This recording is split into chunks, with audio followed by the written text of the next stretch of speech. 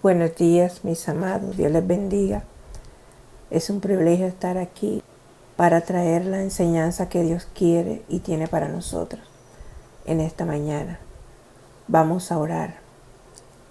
Amado Señor, te damos gracias, Padre, porque venimos delante de tu presencia, Señor, a recibir, Dios, lo que tú tienes en este día, Señor. Lo que tú quieres enseñarnos, oh Dios, por medio de tu palabra, Señor. Y estamos aquí reunidas, Padre, con la unción de tu Espíritu Santo, Señor, que nos ayude, Padre, y nos guíe de una manera tal, Señor, que tu palabra sea vivificada en cada uno de nosotros. Te lo pedimos en el nombre de Jesús y te damos gracias. Amén.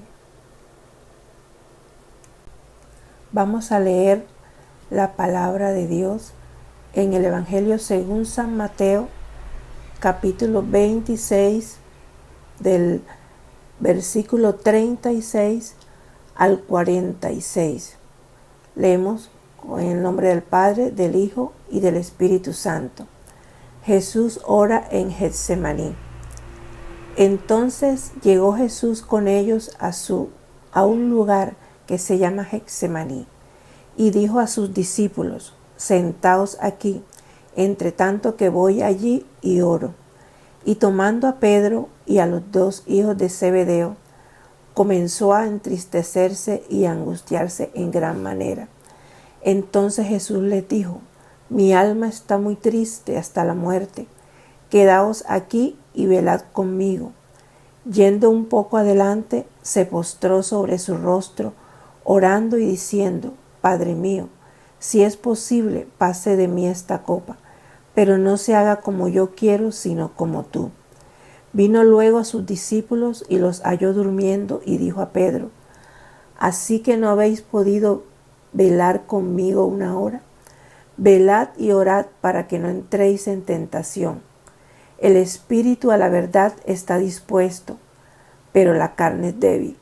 Otra vez se fue y oró por segunda vez diciendo: Padre mío, si no puede pasar de mí esta copa sin que yo la beba, hágase tu voluntad.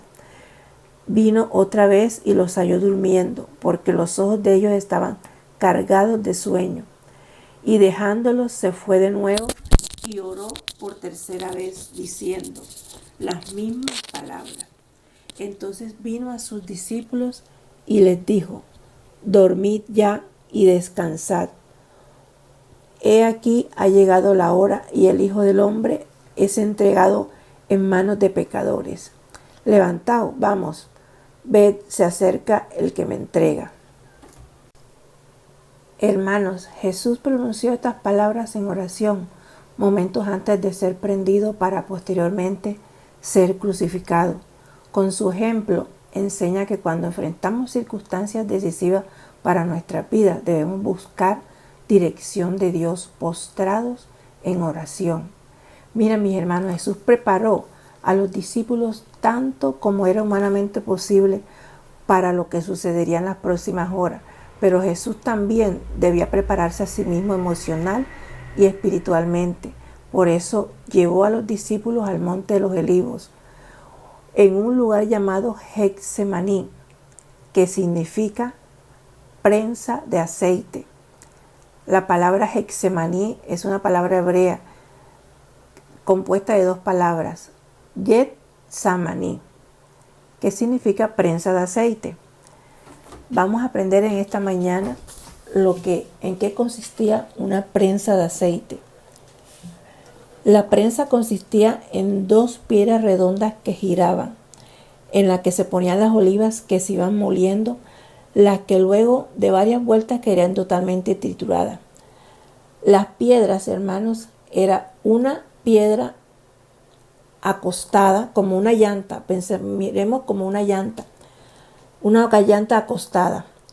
Alrededor tenía una zanja y tenía un palo vertical. Encima de esa piedra había otra piedra como una llanta también, pero de canto, o sea, parada. encima de la ranura de la que estaba acostada. Y también tenía un palo, pero horizontal. Y una estaba encima de la otra.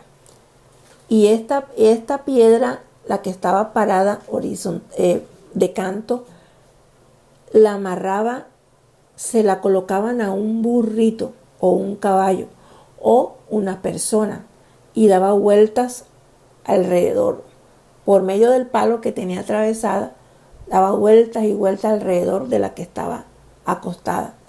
Y en esa zanjita de la que estaba acostada echaban las olivas. Esas olivas eran primeramente machacadas y todavía ahí no salía el aceite. Las machacaban primero, cuando ya estaban totalmente machacadas, quedaba como una masa, las echaban en unos canastos como de mimbre, como de paja, bien tejiditos, pero eran también como una forma de una llanta. Y echaban la oliva machacada, la echaban así alrededor, en el hueco de la llanta, cuando uno la cuesta así.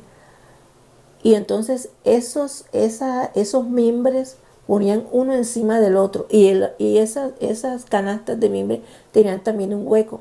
Y se colocaban encima de una piedra, uno encima del otro, llenas todas con las olivas machacadas. Y encima le ponían unos palos y un listón y hacían presión. Y ahí hacían presión y iba saliendo, destilando el aceite.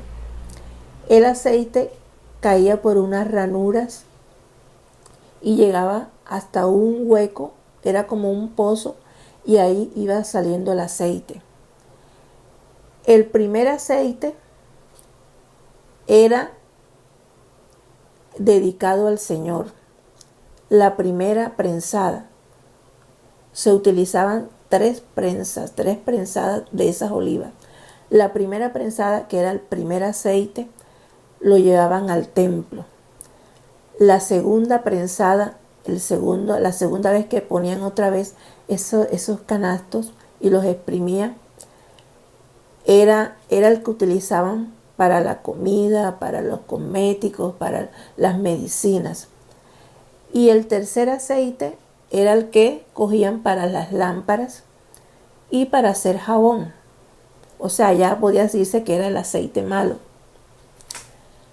Hermanos, podíamos ver que el aceite que descendía por las ranuras de la piedra y llegaba a una canaleta en su base, cuenta con un vertedero y luego cae en un pozo. Jesús, antes de experimentar su más grande victoria, experimentó su más grande quebranto.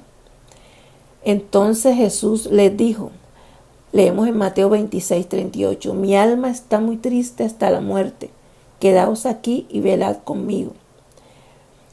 Precisamente en el Monte de los Olivos, en el lugar llamado Getsemaní, que significa prensa de aceite, allí mismo la vida de Jesús fue exprimida y transpirando gotas de sangre clamó al Padre diciéndole, Padre, si quieres pasa de mí esta copa, pero no se haga mi voluntad, sino la tuya. Lucas 22:42.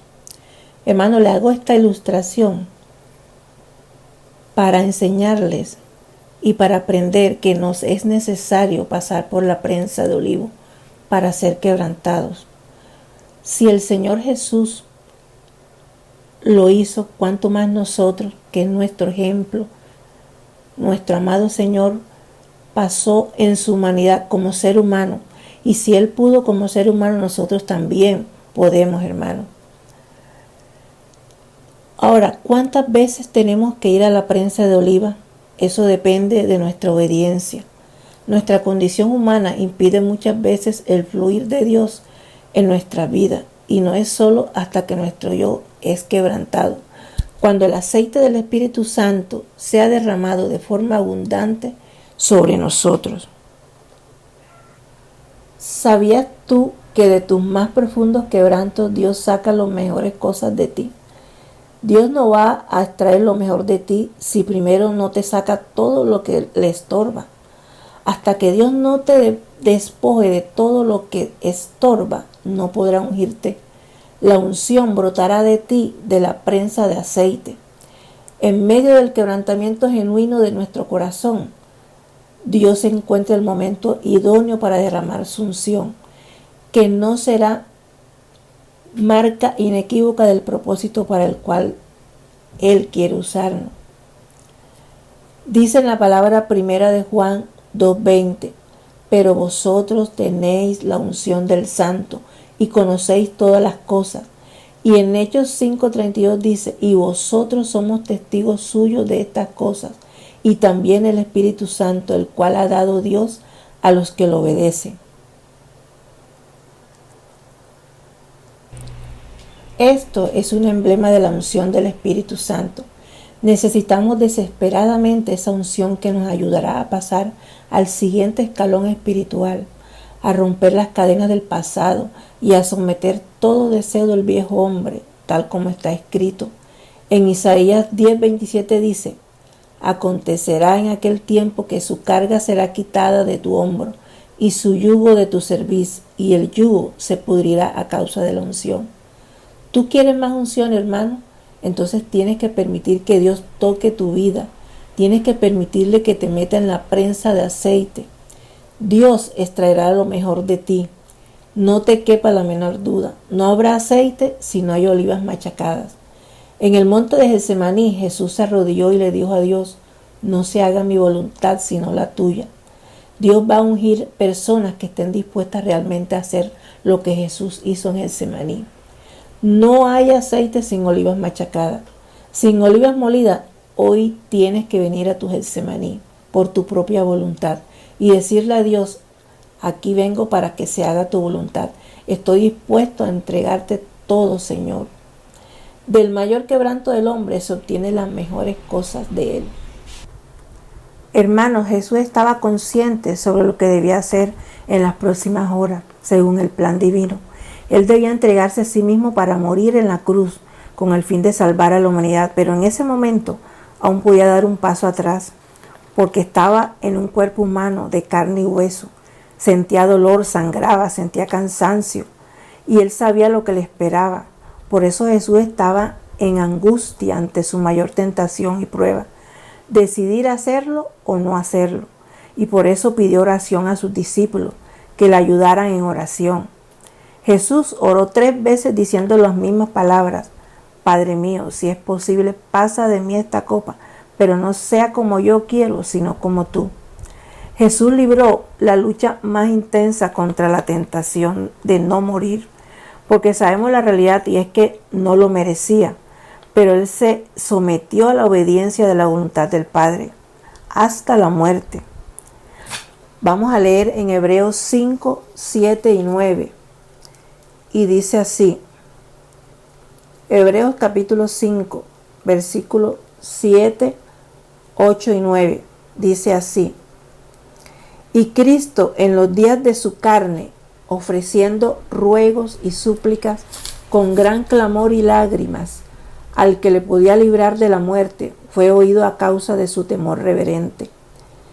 Y aunque era hijo, por lo que padeció, aprendió la obediencia. Y habiendo sido perfeccionado, vino a ser autor de eterna salvación para todos los que le obedecen. Y fue declarado por Dios como sumo sacerdote según el orden de Melquisedec. Jesús sabía que con su muerte se abriría la oportunidad para salvar al mundo. Y al final de la lucha interna se decidió a la obediencia máxima. En ese momento Jesús ya estaba listo para enfrentar lo que venía. Vamos a leer en Mateo 26, 45 y 46. Cuando leemos, dice así.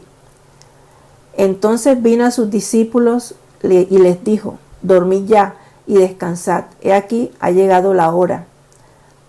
Y el Hijo del Hombre es entregado en manos de pecadores. Levantaos, vamos, ved de cerca al que me entrega.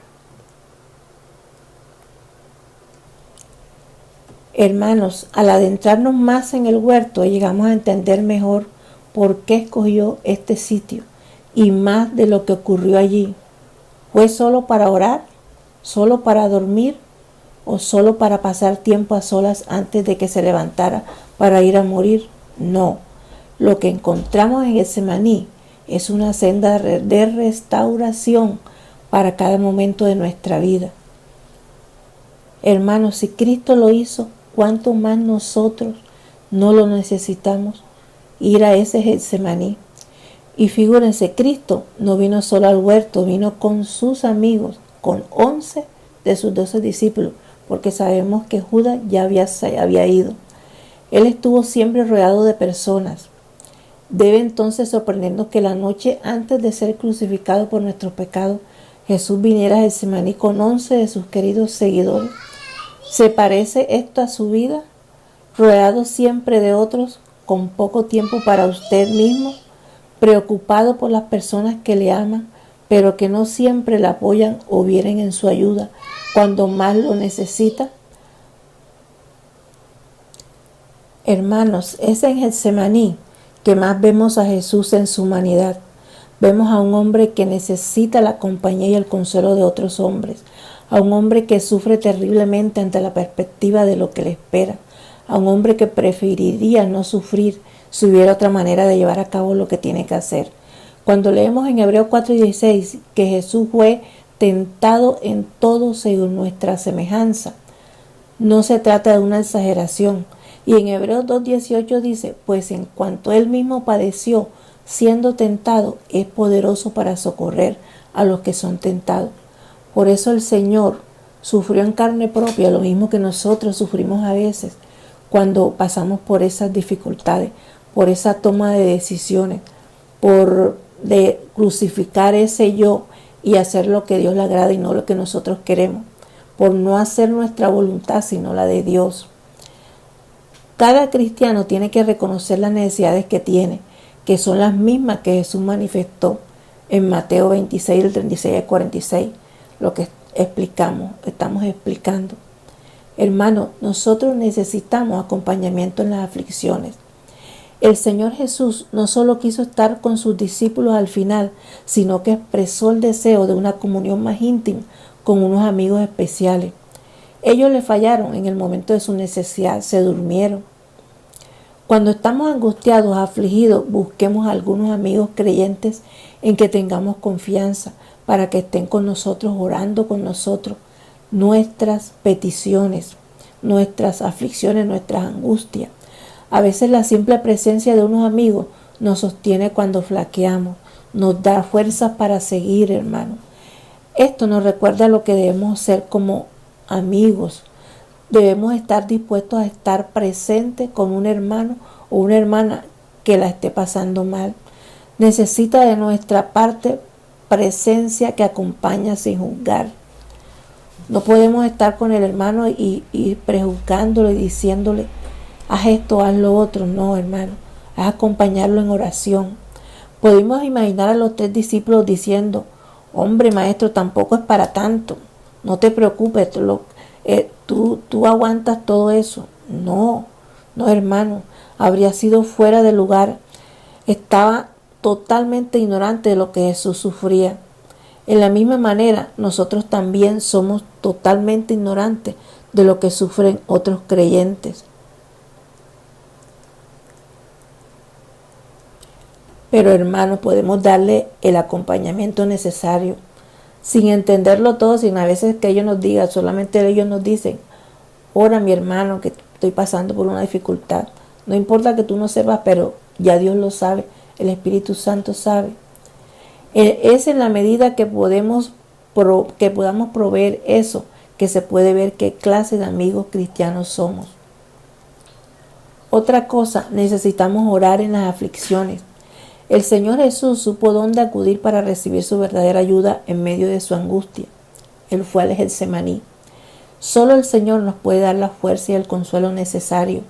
Así como Jesús buscó al Padre en oración, nosotros también necesitamos orar en nuestras aflicciones. Es en la oración que podemos apoderarnos de la ayuda del Señor. No está mal pedir que Dios nos quite una aflicción. Tampoco está más expresar nuestra angustia al Señor. Lo que Él no quiere es que tapemos nuestra angustia. Tenemos que decírsela lo que nos está pasando. Lo importante no es lo que sentimos, es llevar estos sentimientos al buen lugar, al trono de la gracia, al Getsemaní. Hay algunas aflicciones que el Señor permite que suframos simplemente para que aprendamos a orar. Si pensamos que podemos ser independientes de Dios en tales circunstancias, es que pensamos que somos más fuertes que Jesús mismo.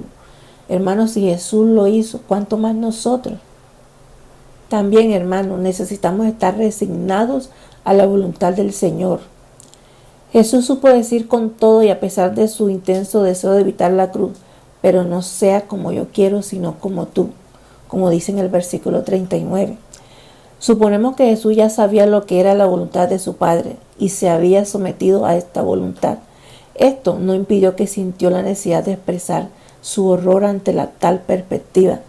Él sintió ese miedo al ver lo que le esperaba, ¿verdad? Tanto que su sudor fue como gotas de sangre. Lo que es importante a este punto no es lo que Jesús sentía, sino lo que Jesús estuvo dispuesto a hacer. ¿Qué fue? Obedecer al Señor. Puede ser que te sientas culpable por tus sentimientos hacia ciertas cosas que el Señor te llama a vivir dentro de su voluntad. Lo que importa allí también es lo que estás dispuesto a vivir para el Señor. En vez de seguir tus sentimientos, has de poder aceptar el hecho que la voluntad de Dios debe predominar en tu vida. No es tu sentimiento que cuenta, sino tu decisión. Por cierto, no quita la importancia a tu sentimiento. Por tanto, cuando tienes alguna aflicción, tú puedes tomar la decisión conscientemente de que aceptas aquella aflicción como del Señor. Hermanos, la manera en que hacemos frente a las aflicciones es lo que demuestra qué clase de cristianos somos. Por esto depende de nuestra relación con el Señor. El tiempo que pasamos en la intimidad con Él producirá su fruto allí. Porque si estamos acostumbrados a pasar tiempo con el Señor, entonces será natural acudir a Él en las dificultades y poder desarrollar un plan de acción y una actitud junto con Él. No nos quedemos aislados en tales circunstancias y no dejemos que otros se queden aislados tampoco. Tenemos que ayudar a los hermanos, ayudarnos unos con otros en oración. Por eso Él siempre repetía, oren sin cesar. Orar sin cesar es un imperativo, una orden, una exhortación. La oración es un depósito santo del pueblo de Dios. ¿Por qué debemos orar? ¿Cuándo? ¿Cómo? ¿Y para qué debemos orar en los momentos que vivimos como iglesia y ante los grandes desafíos que tenemos por delante? La oración ha de ser una práctica personal, familiar y de iglesia que no se puede perder. Sin oración ferviente y eficaz no alcanzaríamos nada. Es urgente orar, orar sin cesar. La oración es una compañera fiel de la misión de la iglesia, como lo fue en cada momento del ministerio de nuestro Señor Jesucristo, especialmente y de manera intensa en los momentos cruciales, pero siendo una práctica común en el cultivo de su comunión con el Padre. Los evangelios describen que Jesús pasaba la noche orando, se apartaba a lugares solitarios para orar y se levantaba de mañana para buscar el rostro de su Padre. Oró en Getsemaní y lo hizo en los momentos más profundos de su angustia. La vida cristiana va acompañada de dolor y sufrimiento. Hay en esta vida tiempos de incomprensión, cansancio, sacrificio, desgaste, dolor. Por eso debemos orar, siempre orar, orar eficazmente. Hermanos, quienes hemos pasado situaciones similares a la de nuestro Señor Jesús, que tuvo que decidir ahí en el Getsemaní si obedecía o no a Dios, estarán de acuerdo conmigo en que no es sencillo anteponer la voluntad de Dios a la nuestra. Es difícil ceder el control y aceptar situaciones que no comprendemos o que son dolorosas, porque tenemos ese yo entronado. Sin embargo, es sin duda la mejor decisión que podamos tomar, porque el Señor nos bendice a pesar y a través de estas situaciones difíciles. Además, nos da paz y fortaleza. Acuérdense, todo nos ayuda para bien. Podemos ver su mano obrar en cada momento difícil que hemos vivido, que hemos pasado, cuidándonos, sosteniéndonos y refugiándonos, porque su amor ha sido fiel siempre. Tienes decisiones que tomar, acude a Él y permite que te muestre el camino a tomar. Busca en la Biblia, encontrarás lineamientos y mandatos que sirven de guía. Mire, en el Salmo 32:8 dice, te haré entender y te enseñaré el camino en que debes andar. Sobre ti fijaré mis ojos. Hermano, Él sabe, Él nos hará entender la decisión que debemos tomar y cómo debemos andar, porque sus ojos están sobre nosotros.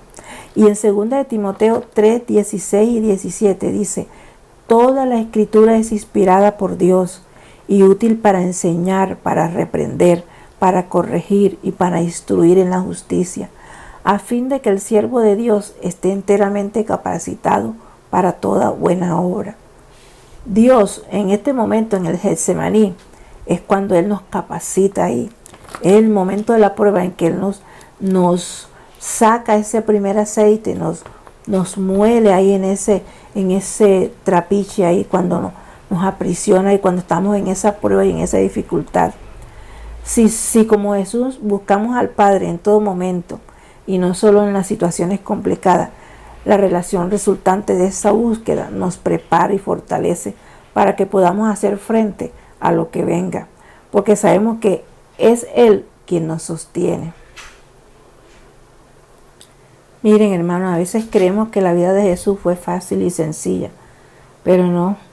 Muchos pasajes de la Biblia demuestran que Él tuvo que sufrir injusticias, insultos, golpes, acusaciones falsas y repudio de la gente, entre otras cosas. Aún así, Él no se rindió. Por amor a ti y por amor a mí. Prefirió sufrir y pasar esa agonía que darse por vencido. Por eso Él dijo, quiero que se haga tu voluntad y no la mía. Y a veces nosotros, hermanos, no queremos pasar por esa prueba. Y a veces querríamos hacer lo que nosotros querramos y no lo que Dios quiere. Todos somos conscientes de que nadie está libre de pasar momentos dolorosos o situaciones complicadas. Al igual que Jesús, en algún momento de nuestra vida experimentaremos lo que es el dolor y el sufrimiento. Por eso Jesús dijo en Juan 16:3, aquí en el mundo tendrán muchas pruebas y tristezas, pero anímense porque yo he vencido al mundo. En otra parte de la palabra de Dios nos dice que por haberse multiplicado la maldad en este mundo, el amor de muchos se enfriará. Lo que quiere decir es que habrá más probabilidades de que existan conflictos en las familias y diferentes áreas de nuestra vida. Por eso Jesús nos aconseja y recomienda lo siguiente. Oren para que puedan soportar las dificultades que tendrán. Eso está en Lucas 22:40. Tal vez hoy te encuentras en ese momento doloroso y no sabes qué hacer. Acércate a Dios como lo hizo Jesús y dile cómo te sientes, sé sincero con Él y pídele que haga su voluntad y no lo que tú quieres. Recuerda que Dios sabe lo que necesitas y qué es lo mejor para ti. La Biblia dice que la voluntad de Dios es buena, agradable y perfecta. Por eso no debemos dejar de orar y fortalecernos en el Señor cuando el dolor y los sentimientos quieran hacerte creer que todo está perdido y que ya no hay esperanza. Cuando eso suceda, hermano, toma la actitud de Jesús y busca al Padre. Entonces, como dice en Lucas 22:43, entonces apareció un ángel del cielo y lo fortaleció. Pedir que Dios haga su voluntad en tus oraciones es lo mejor que puedas hacer. Y en esa oración Dios nos fortalece, nos da las fuerzas para seguir, hermanos. Hermanos, en medio de la prueba, de la dificultad, tenemos que poner toda nuestra confianza en el Señor. La palabra en Proverbios 3, 5 y 6 dice, confía en el Señor con todo tu corazón. No dependas de tu propio entendimiento. Busca su voluntad en todo lo que hagas y Él te mostrará cuál camino tomar. Si bien en la vida enfrentamos situaciones dolorosas y desesperantes, la Biblia siempre tiene una respuesta para darnos esperanza. Confiar es la palabra clave aquí, en el Señor, como lo hizo nuestro Señor Jesús en el Getsemaní delante del Padre. Según el diccionario de la Real Academia Española, la palabra Confiar significa esperar con firmeza y seguridad. Y según en la Biblia literalmente significa estar seguro y tener la convicción de que podemos descansar en Dios. Confiar no es exactamente lo mismo que tener fe, hermano. La Biblia dice en Efesios 2, 8, 9, porque por gracia sois salvos por medio de la fe, y esto no de vosotros, pues es don de Dios, no por obras para que nadie se gloríe. Por lo tanto, confiar es lo que hacemos debido a la fe que se nos ha dado. Significa que creemos en las promesas de Dios en todas las circunstancias, incluso cuando el problema sea grande. Por lo tanto, no debemos dejar de confiar en Dios, porque solo Él es digno de nuestra confianza. A diferencia de los hombres, Él no miente y nunca falla para cumplir con sus promesas. Hermano, le regalo el Salmo 89, 34. Dice, jamás faltaré a mi pacto, siempre cumpliré mis promesas. Mire qué lindo, hermano. El Señor nunca nos falla. Él siempre va a cumplir esas promesas que están en la Biblia. Recuerda que sus planes son perfectos, santos y justos. A los que aman a Dios, todas las cosas nos ayudan a bien. Esto es, a los que conforme a su propósito son llamados, como dice en Romanos 8:28. Por eso no dejes de consultar a Dios antes de tomar cualquier decisión. Si el Señor lo hizo al decidirse tomar, morir en la cruz o no, ¿cuánto más nosotros, hermano? ¿Estás tú en esto? Por eso no dejes de consultar a Dios antes de tomar cualquier decisión. El Señor, esta oportunidad viene de parte de ti. Tenemos que decirle al Señor eso cuando tengamos que tomar una decisión. ¿Estás tú en esto? Esto es tuyo, Señor. ¿Debo tomar este camino o el otro? ¿Cuál es tu voluntad? ¿Qué debo seguir luchando por mi familia? ¿Qué debo hacer para salir de este problema, Señor? Ayúdame. Todo esto tenemos que hacerlo, hermanos. Sea cual sea tu situación, pon toda tu confianza en Dios y no en lo mucho que sabes ni en las capacidades que tienes. Pues dice Proverbios 28:26, los que confían en su propia inteligencia son necios, pero el que camina con sabiduría está a salvo. Hermano, no nos debemos fiar de nuestra propia opinión, de nuestra sabiduría, de nuestra decisión que pensamos que es lo que nos conviene. No, Dios es el que sabe qué es lo que nos conviene a nosotros, qué es lo bueno y qué es lo malo para nosotros. Dios es el único que sabe eso. Por eso no nos debemos confiar de nuestra propia inteligencia, porque entonces vamos a ser necios. Tenemos que actuar en sabiduría, como dice la palabra aquí en Proverbios 28:26. Hermanos, ¿en quién está tu confianza? ¿Tu confianza está en Dios o en otras cosas? Voy a leerles una historia. Un hombre se fracturó una pierna mientras jugaba fútbol. Como no podía caminar, su familia decidió llevarlo a un curandero, quien como parte de su tratamiento se paró sobre él y lo pisoteó. A pesar de los gritos de dolor, nadie hizo nada para socorrerlo, puesto que pensaron que era necesario. Lo triste es que el hombre quedó peor que antes y terminaron poniéndole tornillos porque sus huesos estaban totalmente rotos. Lamentablemente ellos pusieron su confianza en alguien equivocado. Por eso tenemos que ver, hermano, en quién ponemos nuestra confianza. Así como este hombre, lo familiar pensó que tras que se fracturó la pierna lo llevaron a un curandero. ¿Y qué hizo el curandero? Terminarlo de partir, de fracturar toda la pierna. Y quedó peor que antes. Ellos no sabían, en su ignorancia, pensaron que era lo correcto. Ahora leamos una historia de la Biblia. En la historia conocemos un caso similar en la palabra de Dios. Vamos a leer Segunda de Reyes, capítulo 1, del 1 al 18. La historia del rey Ocosías. Dice la palabra: después de la muerte de Acab, se rebeló Moab contra Israel, y Ocosías cayó por la ventana de una sala de la casa que tenía en Samaria, y estando enfermo envió mensajeros y les dijo: id y consultad a Baal-zebub, dios de Crom, si he de sanar de esta mi enfermedad. Entonces el ángel de Jehová habló a Elías Tisbita diciendo: levántate y sube a encontrarte con los mensajeros del rey de Samaria y diles: ¿no hay Dios en Israel que vais a consultar a Baal-Zebub, dios de Crón? Por tanto, así ha dicho Jehová: del lecho en que estás no te levantarás, sino que ciertamente morirás. Y Elías se fue.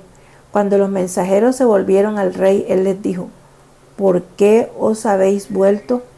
Ellos le respondieron: encontramos a un varón que nos dijo: id y volveos al rey que os envió, y decidle: así ha dicho Jehová: ¿no hay Dios en Israel que tú envías a consultar a Baal-Zebub, dios de Crón? Por tanto, del lecho en que estás no te levantarás, de cierto morirás. Entonces él les dijo: ¿cómo era aquel varón que encontrasteis y dijo tales palabras? Y ellos le respondieron: un varón que tenía vestido de pelo y ceñía sus lomos con un cinturón de cuero. Entonces él dijo: es Elías Tisbita.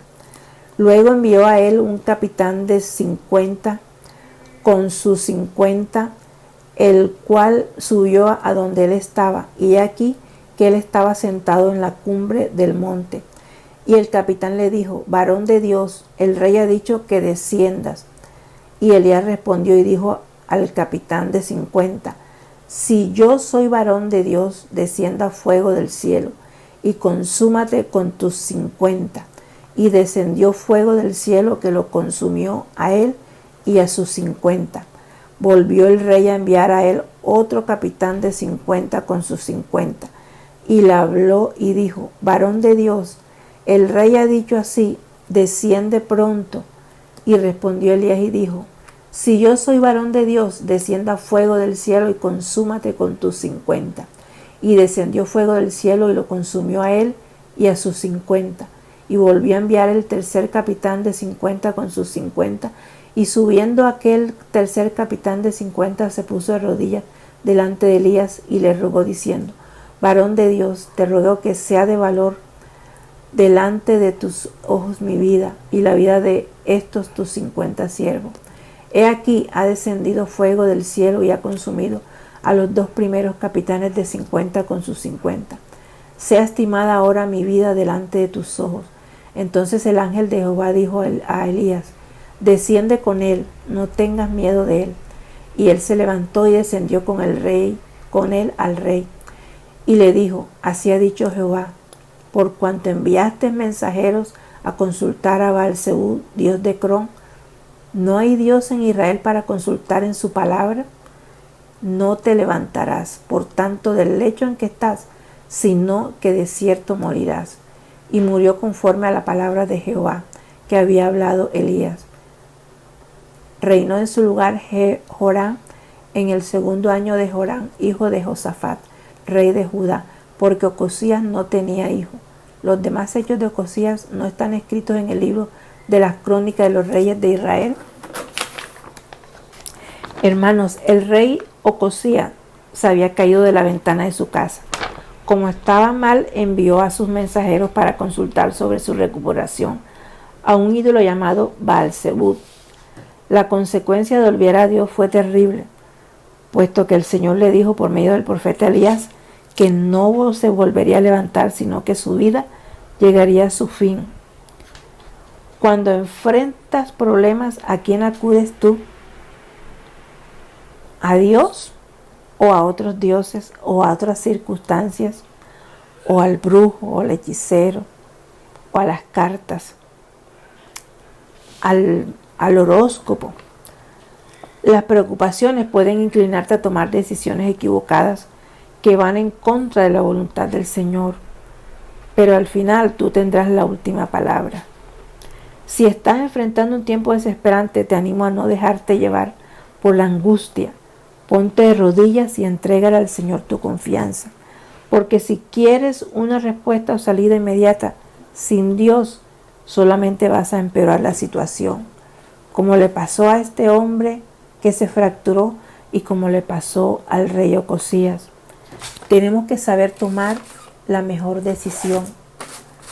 El mensaje es ese: ¿qué ¿Qué decisión? ¿Cuál es tu decisión cuando tienes una dificultad? ¿Qué decisiones tienes que tomar?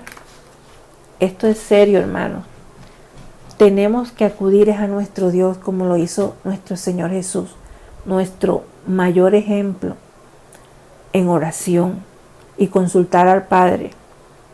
Tenemos que ir a Él cuando estemos pasando por las pruebas, por las dificultades, hermanos. Tenemos que acudir al Señor, no a otras cosas ni otras circunstancias. Tenemos que ir al Señor como lo hizo nuestro Señor Jesús. Fue a su presencia. Dice que se postró puso su frente al piso, hermano, postrado en oración. Y orar sin cesar, hermano. Y poner nuestra confianza en el Señor, no es en otros dioses, no es en otras cosas. Y para poder tomar una decisión sabia, tenemos que ir al Getsemaní como lo hizo el Señor. Y tenemos que pasar, que el Señor saque ahí en ese Getsemaní ese aceite de primera, ese primer aceite para ser entregado al Señor. Porque ese es el aceite que es el del Señor, lo primero, las primicias. El primer aceite era el que se llevaba al templo. Así nosotros en nuestras oraciones, ese debe ser nuestro primer aceite, llevarlo al Señor ante el trono de la gracia y poder poner todas nuestras dificultades, nuestras pruebas. Y tenemos que orar, hermano, orar. El Señor 3 veces, y eso que llevó a sus amigos para que le colaboraran en oración. Sin embargo, él en su tristeza de saber que el Maestro iba a ser entregado y crucificado, iba a pasar por toda esa prueba, esa tristeza los adormeció. No deje, hermano, que la tristeza, la depresión te adormezcan y no puedas orar ni siquiera en medio de la prueba, en medio de la dificultad. No permitas eso, hermano. Tenemos que orar postrado delante de la presencia del Señor para que Él pueda ahí sacar ese aceite, exprimirnos y sacar ese aceite de primera, que es el Espíritu Santo en nuestras vidas. Llegar a la presencia del Señor y que sea el Espíritu Santo que nos llene y nos dé esa fuerza, nos dé esa sabiduría, nos guíe en las decisiones que debamos tomar y poner toda nuestra confianza en el Señor, no en otras cosas. No debemos distraernos, hermano. Ahora más que nunca el Señor nos manda a orar sin cesar, hermano. Vamos a orar entonces para que ojalá que esta enseñanza, hermano, pueda guardarla en tu corazón. Hermano, me ha ministrado a mí primero, y saber que el Getsemaní es ese trapiche donde le sacan ese aceite a la oliva, ¿verdad? Sacan ese aceite. Así tenemos que llegar a la presencia del Señor. Hermano, vamos a orar y darle gracias a Dios por su palabra, por su ejemplo, por todo lo que está, esos ejemplos que nos dejó en esa palabra. Amado Señor, te damos gracias, Dios, en esta mañana. Gracias, Señor, por permitirme, Señor, ser tu instrumento en este momento. Gracias porque me hablaste primero a mí, Señor. Gracias que sabemos que al tomar decisiones y al pasar por la prueba, Señor, tenemos que ir a ese trapiche, Señor, a ese Getsemaní, Señor. Padre, te pedimos, Dios, que nos ayudes en medio de las dificultades, que nos ayudes, Señor, a seguir adelante, a confiar en ti, Señor. Padre, porque tú eres nuestra fuerza, tú eres nuestra guía, Señor. Ayúdanos a seguir adelante y danos esas fuerzas. Así como tú sufriste y sufriste, Señor, en carne propia, sabemos que tú sabes por la que cuando estamos pasando por esas dificultades, tú sabes, Señor, porque ya tú lo sufriste. Y si tú pudiste, Señor, contigo somos más que vencedores y sabemos que contigo podemos salir adelante. porque tú nos ayudas, nos das esa fuerza y tú nos has dejado ese consolador precioso que es el Espíritu Santo. Señor, ese aceite fresco, Señor, que podemos lograr y llenar nuestras lámparas delante de tu presencia, postrado, Señor, delante de ti, buscando tu rostro, buscando tu dirección, Señor. Gracias te damos en esta mañana, Dios mío, por tu Espíritu Santo, porque me has ayudado, Dios. Gracias, Señor, te doy en el nombre poderoso de Jesús. Amén.